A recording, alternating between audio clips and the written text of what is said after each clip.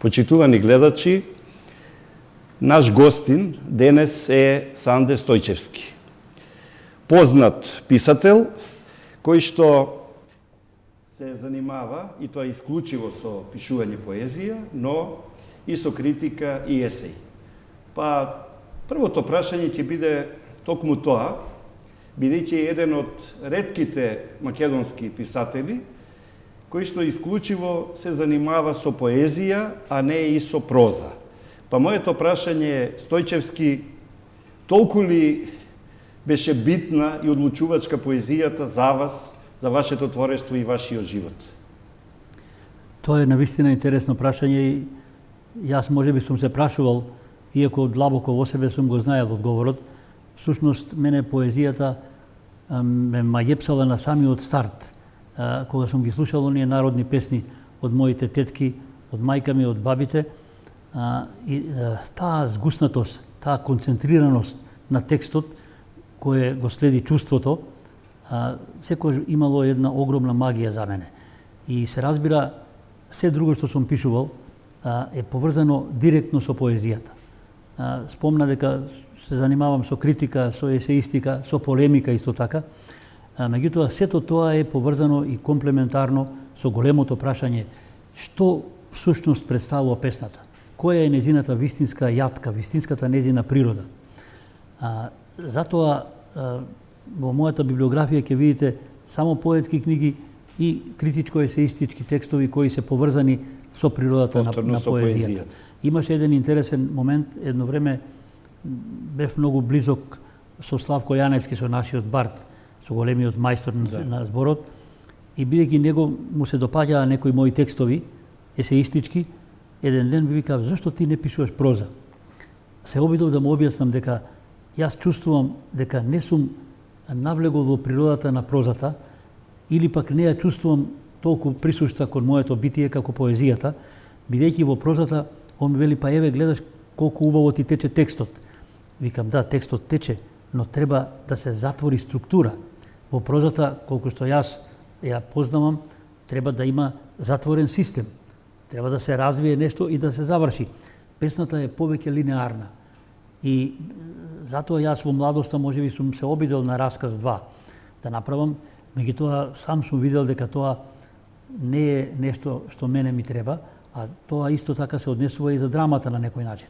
Оти таму има специфични законитости кои треба да ги следи авторот. Да. Затоа си се враќам секогаш на величието на поезијата.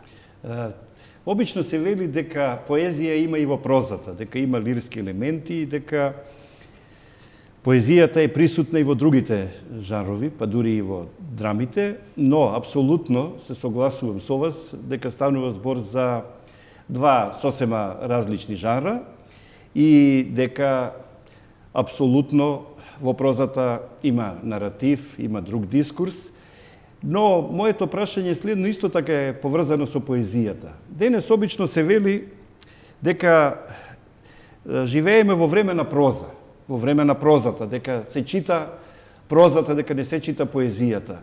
Дали е тоа навистина така? Дали одеднаш сега поезијата е во дефанзива? Дали поезијата навистина не се чита и дури е сериозно загрозена? Или пак тоа се само некои флоскули кои што само се преповторуваат од уста во уста, бидејќи моето верување е дека тој што чита, чита и поезија и проза, а тој што не чита, не чита ни едно ни друго.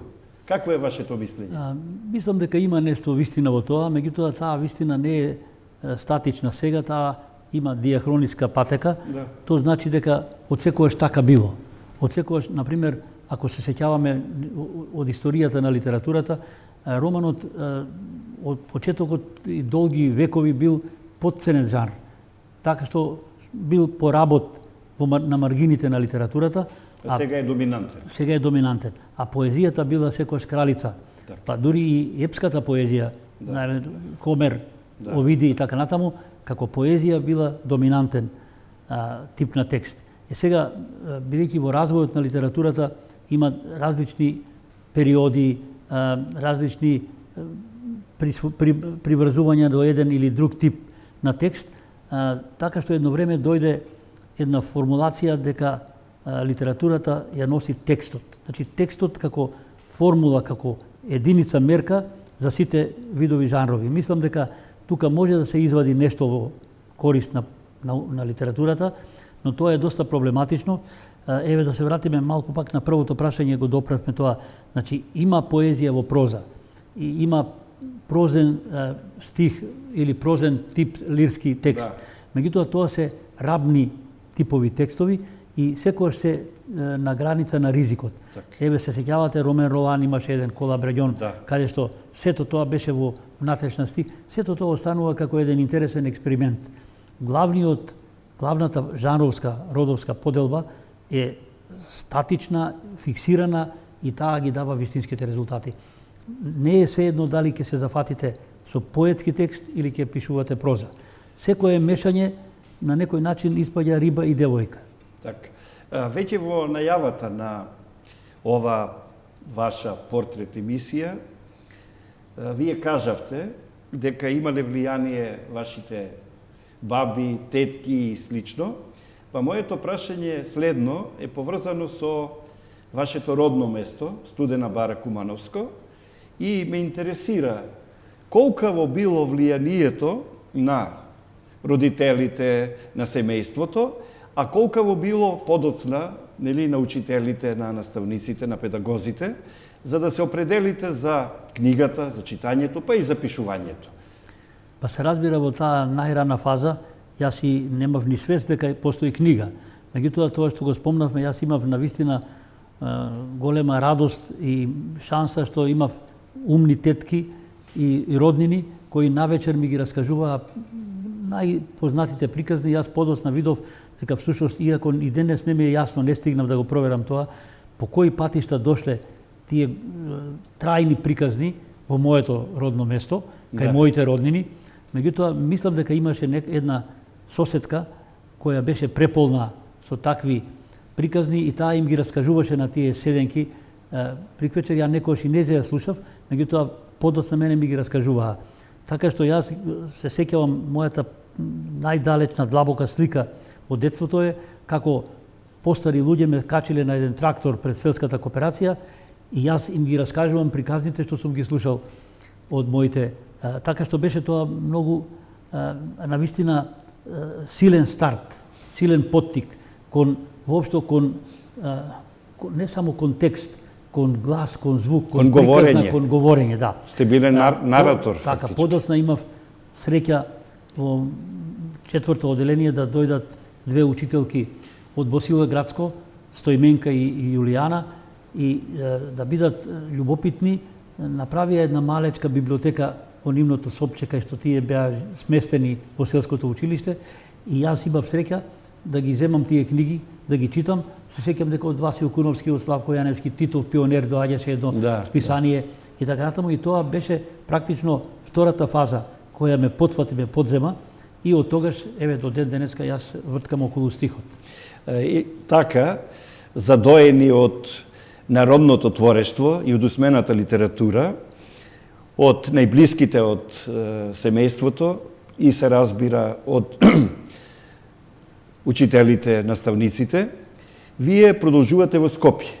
Како студент се среќавате со голем број професори и сигурно и тука има некој битен за вас лично професор, кој што извршил не големо, јас би рекол огромно влијание, бидејќи сте биле млад човек. И младиот човек е како сунѓер, едноставно впива и селектира.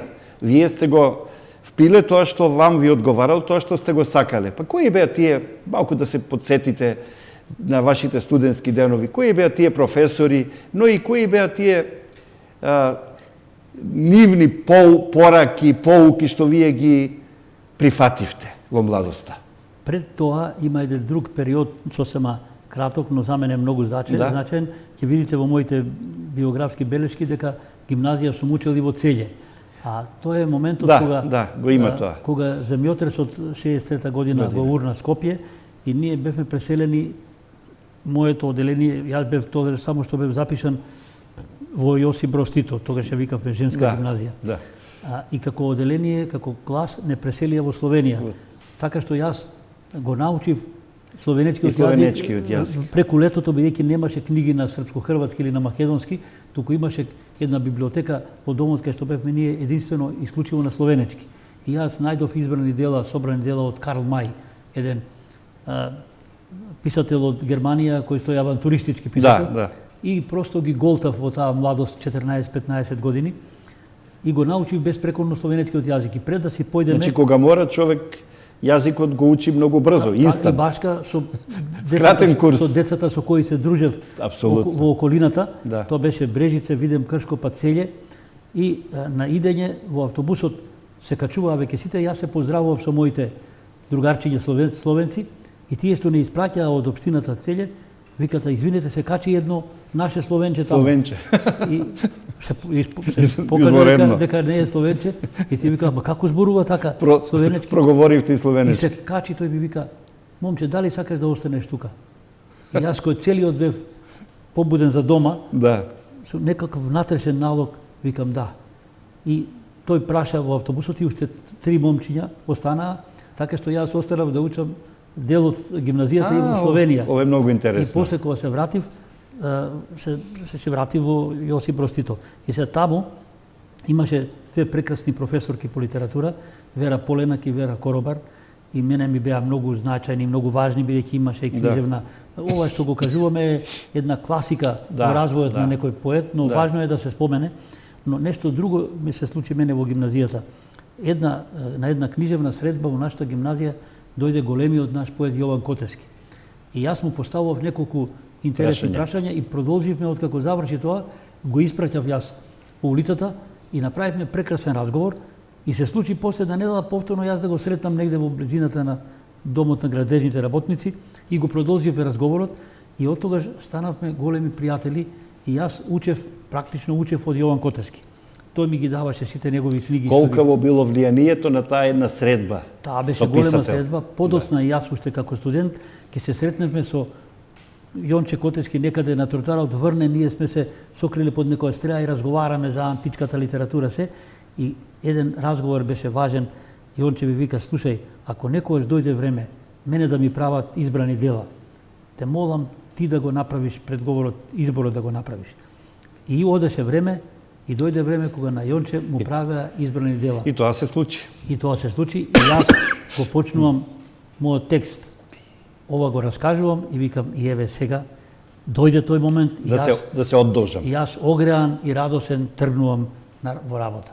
Така што му ги опремив една мала возвратка. Му се одолжив на некој начин. Стојчевски, убаво проговоривте за средношколските денови, ама ми останавте должни одговор за студентските денови, за вашите професори и за вашите врсници, вашите колеги. Бидејќи јас веднаш ќе кажам, вие припаѓате на така наречената четврта генерација македонски писатели.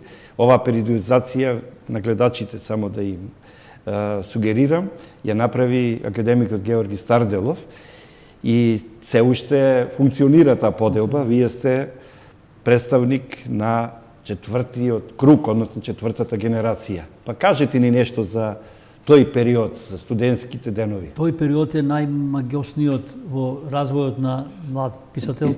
Беше фантастично да се види во салата. Ние тогаш објавувавме и како четврта година гимназијалци во Млад борец во студентски збор по некоја песна, па од тие литературни средби во внатрешноста или во Скопје, на некој начин се познававме по име, барем некои од нив, и кога дојдовме во салата запишани како студенти на прва година тогаш на југословенска книжевност и литература, и се развртувавме во салата да видиме кој ќе кажат Благој Ристевски Платнар. Јас сакав да го видам, оти го знаев од литературните читања или некаде од некои песни што ги објавувал. И така ние после првиот час на факултетот се присобравме во фојето, се подзапознавме и тука се разбира, можам да ги спомнам, има многу, меѓутоа... Ако некој спомнете. Еве, да речеме, Раде Силјан, Веле Смилевски, Панде Колемишевски, тогаш пишуваше, Живко Новевски, Платнер, што го спомнав, Трајче Крстевски, Алдо Климан, од женските, Георги Барбаровски, Катица Ќулавкова, Марија Кукубајска и така натаму, доста, многу. А професори? а професорите се разбира, прво беа единствени тие и омилени се разбира. Прво Блаже Конески, Харалампија Поленаковиќ, Крум Тошев, Гане Тодоровски, хрватска литература, Бистрица Миркуловска, и, да не заборавам некого, Георги Сталев и така натаму. Значи тоа беше еден раскошен период, се разбира. Другарувавте со Алдо Климан. Мои големи другари тогаш станаа, се разбира, Алдо Климан, Трајче Крстевски и Благој Ристевски, но тука беа, се разбира, и Веле Смилевски, Раде Силјан, тогаш Раде Павлевски и така натаму. И тоа беше многу интересна фаза од нашиот развој, иако имаше еден многу интересен, односно на некој начин проблематичен момент, бидејќи ние, кога дојдовме, наследивме една состојба на кавга, на книжевна кавга, или сега полемики. Книжевна полемика, ама таа беше многу, имаше и книжевни елементи, но имаше и ад хоминем пристап. Реалисти, модернисти. Така се поделија, едните беа во разгледи, другите во современост. Во современост. И сега мене и Алдо не покани друговат кој беше уредник во современост, ние не бевме ни свесни за таа поделба. А Раде и Веле отишле во разгледи. И едно време почна да се протега и на нашата современост беа реалистите, а разгледи беа модернистите. Инаку тоа беше, се разбира, вештачка поделба. Знам, апсолутно. Така, подосна ние се разбравме и се станавме така. Меѓутоа, интересен момент има, негде сум го кажувал на некои книжевни средби, јас побуден од овие внатрешни кавги, борби, недоразбирања и така натаму, напишав еден текст во Нова Македонија, сенките на третата генерација, на таа пред нас. Да, предходната. И ме среќава Ѓузел и ми се наути, што е, какви сенки ни бараш ти нас? Викам, не сме се разбрале. Како го читаш ти насловот? Па ти еве, дека ни ги бараш темните места, сенките. Да. Викам, слушај, таква работа има, може да ви се бара, но насловот нешто друго сакаше да каже. До кога ние ќе бидеме ваши сенки?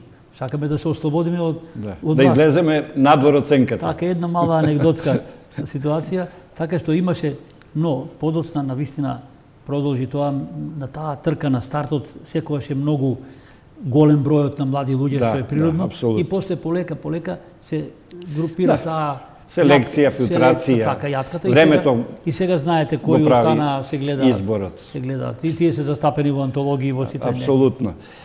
И сега полека доаѓаме до 1972 година, кога вие ја објавувате вашата прва книга, поетска книга, Кралот на лебедите. Критиката многу позитивно се изјасни за вашата прва поетска објава и многумина смета дека всушност влезот во македонската современа литература ви го означи токму оваа книга и на одреден начин тие први книги се камен темелници или меѓници во сечие творештво, па и во вашето. Ајде малку вратете се на вашите први објави, први книги, како беа прифатени од пошироката јавност, од критичарите, есеистите, врсниците, колегите, но и пошироко. Лично мислам дека треба да бидете многу задоволни и од вашите почетоци, но и од вашите подоцнежни периоди. Бидејќи овој разговор нема симпозиумски карактер, ние убав така би сакал да ми давате можност да се потсетам на некои моменти. Јас само што завршив гимназија и се запишав на факултетот и однесов една книга Кралот на лебедите во македонска книга. Таму каде што главен уредник или Славко Јаневски. Ацо Шопов беше директор, Славко Јаневски беше главен уредник. И одам, јас чукам таму на вратата, беше секретарка една прекрасна, не само секретарка, беше и уредничка на некоја на детска литература, Љупка. Љупка, Лазарова. И јас инсистирав да одам кој главниот уредник.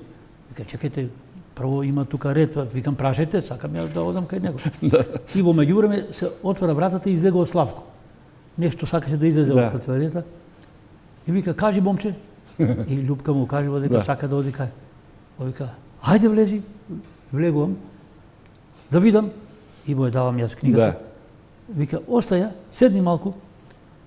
Што си завршил, кај му кажувам се елементи, јас дека сум на факултет. И тој додека зборувате дзирка во ракописот. Нешто дзирка, отвара дзирка и звони на Љупка, вика, Љупка, дојди, влезе Љупка, вика, дај му го на Душко, нека носи во печатница. Ова беше многу интересно, ја не сум кажувал ова на други места. Браво.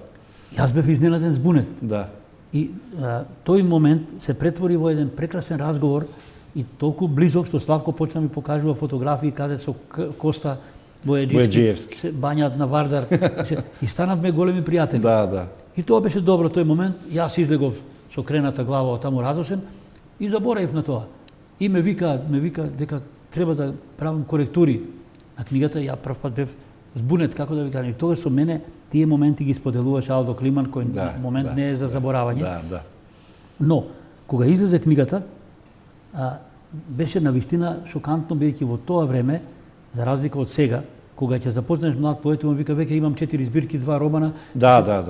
Нема проводност, не се гледа тоа. Постоеше многу построга, односно строга селекција, рецензенти, кога една книга ќе се објави на нов автор, се објавуваше во весниците и се знаеше. Претходно се била песни и циклуси во списанијата, се најавуваше прво авторот. Да не испадне ова жал за младост. Да. Говорам само карактеристики на две времиња. Да. Тогаш, еве, да не излезе за мојата книга, да кажам, кога се појави Модер вир на Клетников. Од Клетников, исто. Тоа беше вистина настан. Настан беше така. Исто како кога на Радон Павловски слуша Свадба и селидби малку пред нас. Да. Така што и кога и мојата книга се појави, јас имам дома интервјуа во весниците, на радиото, тогаш телевизијата немаше голема улога, меѓутоа на радиото па литературни читања, што значи дека влегувањето во литературата јас го доживеав како празник. Да. Особено што после тоа ја не сум ни знаел дека има таму награда.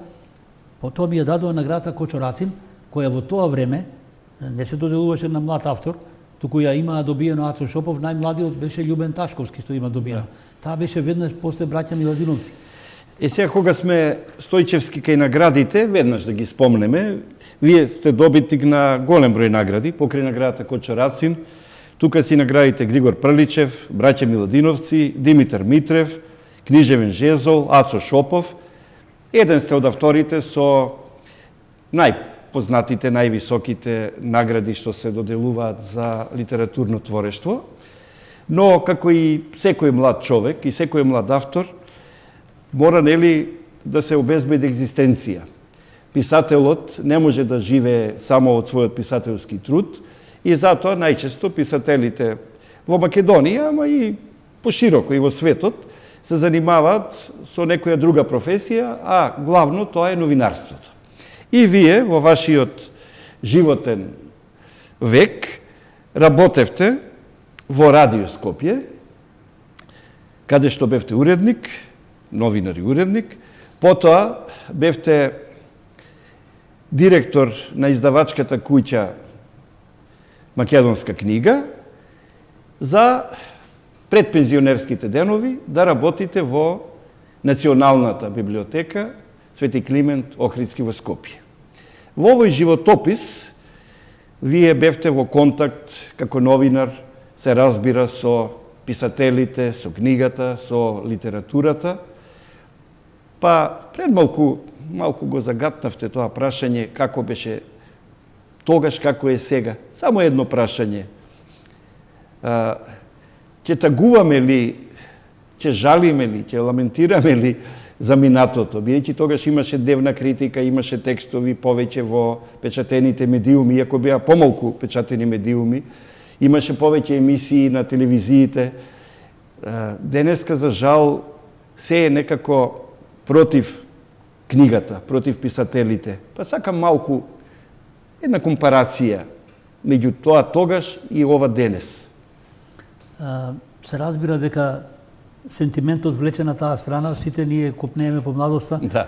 Кога го прашале Иво Андрич во една средба на тогаш комунистичка елита, кога бил најсреќен, и тој вели во Австро-Унгарија. И сите се шокирани, очекуваат да биде скандал, затоа што треба да биде среќен во комунизмот. Ама затоа што бил млад. Да, рекол, па тогаш има 18 години и беше се беше најубаво. Се беше убаво. Така во светлината на таа анекдота и така и јас, меѓутоа се разбира не беше се убаво, особено за поетите новинари, имаше една добра страна што не ухлебија таму. Да, имавме екзистенција. Екзистенција имавме, меѓутоа јас имав во почеток, особено во почетниот период, тогаш имав општина Карпош да ја следам со сите институции внатре, со Сојуз на борци, со општина, со собрание, со сето тоа, плюс тоа универзитет и и култура на дневна основа. Што значи постојано бев истакнуван таму дека не сум стигнал негде, не сум направил нешто и така натаму, но јас упорно се надевав само да не ме избркат од работа и си ја носев под мишка книгата што си ја пишува поезија. Си ја читат, така што тој период го издржав и обстанав. Меѓутоа подоцна станав уредник на образовната редакција на радиото и бидејќи тогаш малку повеќе време имаш, не трчаш по седмици, само да ги гледаш материјалите на другите, јас секогаш да си користев нешто повеќе. Еден елемент повеќе. И јас ги викав во студиото големите македонски писатели, почнувајќи од Блаже Коневски, Славко Јановски, Матеја Матевски, Анте Поповски, се до, да речеме, до Јордан Даниловски, кој тогаш доаѓаше во литературата, и ќе ги замолев техничарите, честев кафенце, ги замолев и стававме големи ленти, и јас како сега ти со мене што правиш разговор, ја користев можноста и правев по 2 часа разговор со нив. Одлично. Така што ги направив... Да ги овековечиш миговите. Така е. И што направив? Јас од тој разговор ќе извадев 10 минути за емисијата, која што одеше нели на програмата. А другото останува како сведоштво. Другото останува како документ, доказ. Но бидејќи имав среќа со мене во тоа време да работи Ивко Панговски, еден голем спортски коментатор, но тој беше стенограф. И јас го замолив, отидовме кај директорот и го замолив да директорот да му одобри да му платат, да ги симне. И тој ги симна сите разговори од лента. Одлично. И јас го објавив тоа во мојата книга Пофалба на разговорот. Одлично. Така што ги зачував како текст.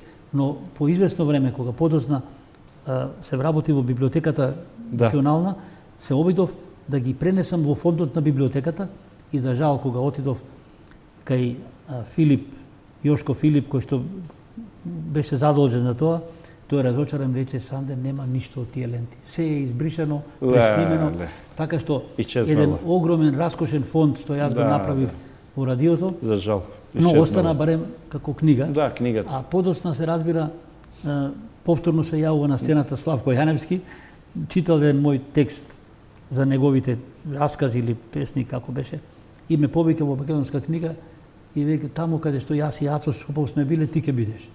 Така што ја прибив повторно еден налог и се знае дека тоа е посебна приказна сега, пак тоа да не ја шириме многу, меѓутоа накусо се обидов, кога дојдов таму, се обидов, востанови веднаш една едиција на светска литература, на македонска литература и пробав неколку книги и објавив, но дојде она ново време кога се гледа со лакоми очи просторите, дуќаните, продавниците. Една општа комерцијализација завладеа. И се разбира таа... И приватизација. Таа куќа се распадна. Ти беше и дел од тие моменти, знаеш, кога почна тој конфликт помеѓу државните и приватните и така натаму. И сето тоа се разграба и не остана ништо. И јас имав среќа да преидам во библиотеката, каде што се разбира седев на големото книжевно богатство. Долу беа, знаеш, колку магазини со светска литература, со наша литература, и се разбира дека јас тоа користев во слободното време, само ке пополнев барање и ми доаѓаа книгите. Така што кога човек сака да се посвети на нештото, и Господ му помага. Добро, и вашето искуство ја потврдува таа теза дека на писателот му треба едно помирно место, како што е издавачка куќа или библиотека, бидејќи писателот треба да се сконцентрира, да биде со себе си, со своите мисли и да чита и да пишува. И вие ја имавте и таа можност, би рекол и на одреден начин привилегија во вашето творештво, во вашето секојдневно пишување и запишување, но сакам да кажам дека покрај тоа што сте поет и преведувач, вие сте еден од би рекол, продуктивните, ревносните критичари и есеисти, па и полемичари. Објавивте повеќе книги, па сакам да проговорите малку за критиката и есејот. Некако имам чувство дека покрај поезијата тие се најдоминантните жанри кои што најмногу ви лежат и вие со посебна љубов, со многу емоции, со многу страст пишувате критики и есеи. Да, Христо, јас критиката ја сваќам како можност за разговор со моите колеги или со претходниците чии книги дошле до мене да ги прочитам. И навистина можам да се радувам што сум имал можност моите колеги, македонските писатели, па и од регионот и сите други кои сум можел да ги запознам, нивните книги, сум се обидел да фрлам светлина врз спецификата на нивните текстови. Така што слободно можам да кажам не во фалбаджиска смисла, туку во како информација дека буквално илјадници страници, еве ти знаеш во моите избрани дела, 2 тома зафаќаат од поезијата, но 4 тома зафаќаат критика и есеи. Така. Што значи илјадници страници јас сум посветил на анализа на книгите на моите македонски пријатели. Што се однесува до полемиката, јас знаев дека гледам дека во критиката карактерот на авторот многу влијае во тоа. И ти познаваш исто критичари кои ќе се скараат вечерта со некого во кафејана и утре ќе напишат негативен текст. Поедноставувам, но лошите карактерни особини на некој што сака да пишува критика реперкуираа врз свеста за вредностите во македонската хиерархија на литературните вредности. И јас затоа, кога една книга ми дојде на еден критичар, ми дојде до рака кај што видов дека таму се кривотвори вистинската хиерархија на македонските вредности и се обидов да дадам алтернативна можност за да реагиравте и дадовте одговор. Да може идниот читател барем да има две мислења за една книга. Да не владее едноумие, фактично. Така, и после тоа се разви бидејќи јас и така сакав да пишувам, во меѓувреме пишував поетички есеи кои нема полемичка интонација, туку една спокојна аналитичка анализа на природата на поезијата. И сега овде ми се даде можност низ еден полемички дискурс, истото тоа да се залагам за истата таа слика за поезијата, но од значење беше што јас и тогаш кога и полемика пишував, се обидував да не одам ад хоминем, туку и полемиката е текст, а јас на секој текст му се радувам. И се обидов и во тој полемички текст да има книжевна ведрина и награда за читател. Да им помогнам малку на нашите гледачи. Всушност станува збор за полемиката што ја водевте подолго време, и тоа не само со текстови, туку и со книги, со Атанас Вангелов, а инаку по толку многу прочитани книги, по толку многу прочитани страници, вие не случајно бевте дел и носител на 3 големи, сериозни проекти. Тие се, најпрвин, македонската книжевност во книжевната критика. Таму сте коавтор, односно соавтор. 5 томови подготвивте. Подоцна бевте главен уредник на 130 томови од од македонското литературно творештво. Тој проект го носеше, го раководеше, го финансираше Министерството за култура на Република Македонија, но исто така бевте главен уредник и на проектот Нобеловци. Па накусо сакам да проговорите и за овие многу значајни, капитални проекти. Првиот проект 5 томови македонска книжевна критика, така некако беше. Тоа мора, заслуга за тоа има Божин Павловски, кој што не викна како млади пројавени писатели, тогаш беше уредник на Мисла, големо издавачко предпријатие, и ни даде задача да го направиме тоа. Ние бевме тогаш студенти на филозофски факултет литература и немавме дипломирано никој од нас, четворицата, да ги спомнам тоа. Веле Смилевски, Раде Силјани, Алдо Климан и јас.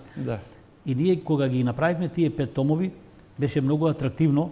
Во тогашен НИН излезе наслов четворица младих и храбрих во југословенскиот печат. Па овде имаше исто во радиото, телевизијата, во вестиците, И една исто анегдотска ситуација да кажам, кога не повикаа во телевизија Белград, во југословенската телевизија тогаш беше, и чекаме во фоајето да не викнат. Тие очекувале дека некои други возрастни. Така, седеме ни еден протрчува еден дечко, па се враќа и на крај ние го прашуваме што кого чекате? Па вика чекам бре неке старкеле. Да. Од Скопје, вика направиле некој избор, ама ми почнува вика емисијата во живо одеше тогаш. Да. И му кажува веле па тоа сме ние, тој беше збунет и така ја почна емисијата. Вика еве ги овие момци, овие млади. Јас очекувам академици, да. А овие момци и почна почна емисијата, ги стави на маса книгите и така натаму. Значи тоа беше еден анегдотски момент и уште еден имаше професорот Александар Спасов, ни беше по современа македонска литература и тој беше многу посветен на творештвото на Кочораци. И го предаваше со страст и дојдовме ние, носиме со Алдо да полагаме кај него, ама без корици имавме и баш таа книга беше современа и тој цело време подгледнува да види дали е таа книга и дали е застапен со неговите текстови. Се разбира, беше застапен и неговите текстови беа најсоодветни за тоа. Инаку за другиот проект што беше 130 тома, тоа беше многу интересно. Јас знаев дека политичката номенклатура си гледа своји интереси. Дека тие сакат да имаат ќар од тоа да промовираат книги, сето тоа. И тоа јас го разбрав и го прифатив, бидејќи ќарот беше поголем за литературата. Апсолутно. Оти може да замислите што значи одеднаш да биде македонската литература ставена на дневен ред. Значи од Климент и Наум до Етернијан, до најмладите, одеднаш беа ставени во центарот на вниманието и почнаа професори, критичари, печатници, сето тоа се стави во погон. И македонската литература стана главен предмет на разговор. Така што тие пари што евентуално би одеа на некои други области, политиката каде што си ги наменуваше, ние ги привлековме во литературата и ја умноживме свеста за современата македонска литература и воопшто историска и оддел на македонската литература. И тие книги беа однесени во Вашингтонската библиотека, во Загреб, во Белград, во Софија, во Атина, така што на некој начин дисперзија се направи на македонската литература, а особено што после тоа тие ги преведовме на англиски, па уште на француски, на германски, на шпански, на руски и така натаму. Се разбира дека ќар од сето тоа имаше современата македонска литература и култура. Абсолютно. И сите што се свесни за тоа го прифаќаат тој факт, иако во политичките нивни битки имаат некнижевни искри, но тие мислам дека се од мало значење.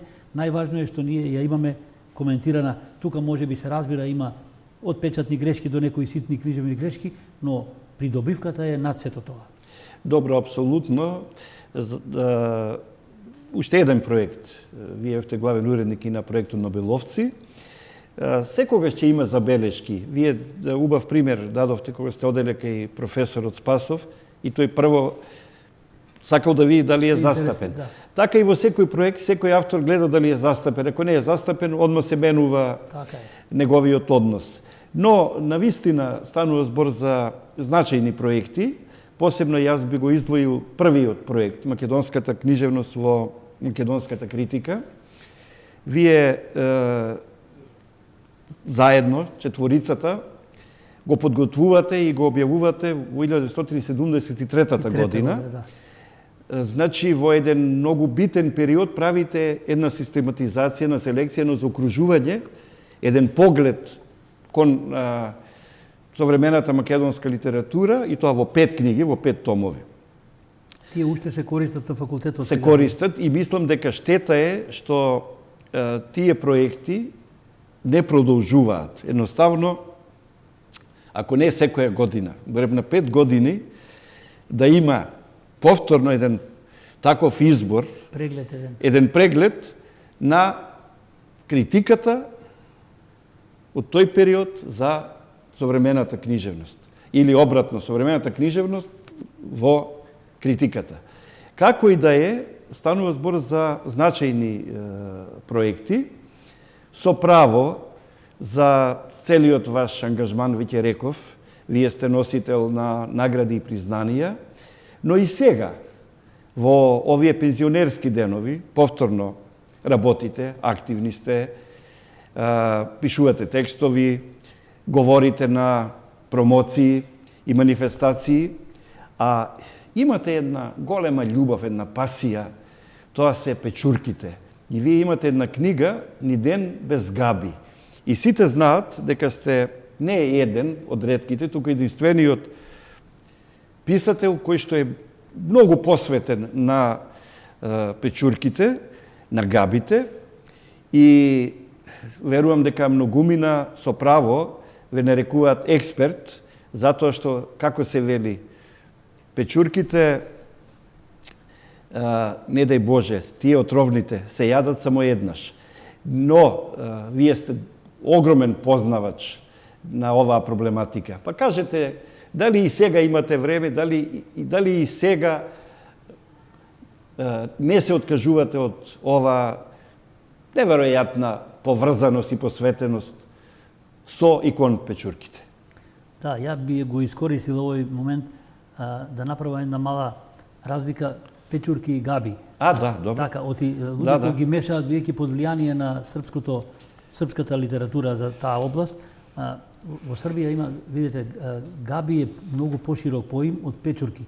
Печурки се всушност само шампиньоните.